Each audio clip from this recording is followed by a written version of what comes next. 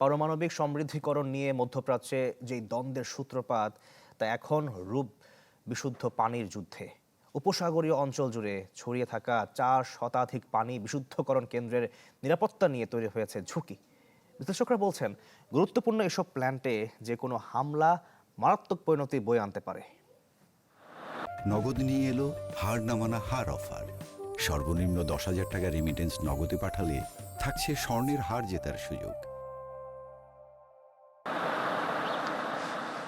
যুক্তরাষ্ট্র, ইসরায়েল ও ইরানের ত্রিমুখী সংঘাত এবার রূপ নিল বিশুদ্ধ পানির যুদ্ধে।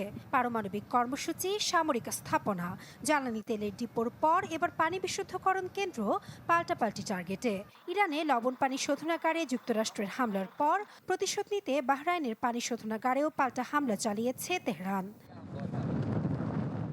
আল জাজিরার তথ্য বলছে, পারস্য উপসাগরের উপকূল জুড়ে ছড়িয়ে রয়েছে প্রায় 400-এর বেশি পানি লবণমুক্তকরণ প্ল্যান্ট, যেগুলোর উপর নির্ভর করে মধ্যপ্রাচ্যের উপসাগরীয় অঞ্চলের কোটি কোটি মানুষ। আরব সেন্টার ওয়াশিংটন ডিসি কর্তৃক প্রকাশিত 2023 সালের একটি গবেষণাপত্র অনুসারে জিসিসি সদস্য দেশগুলো নিজেরাই বিশ্বব্যাপী লবণমুক্ত জলের প্রায় 40% উৎপাদন করে থাকে। আরব আমিরাতের পানীয় জলের প্রায় 42%, কুয়েতের 90%, ওমানের 86% ও সৌদি আরবের 70% আসে এসব ডিস্যালিনেশন প্ল্যান্ট থেকে। অন্যদিকে ইরানেও রয়েছে এসব পানি বিশুদ্ধকরণ কেন্দ্র। তবে দেশটিতে অনেক নদী ও বাঁধ থাকায় উপসাগরীয় অঞ্চলের অন্য সব দেশের মতো তাদের এসব ক্ষেত্রে নির্ভরতা কম।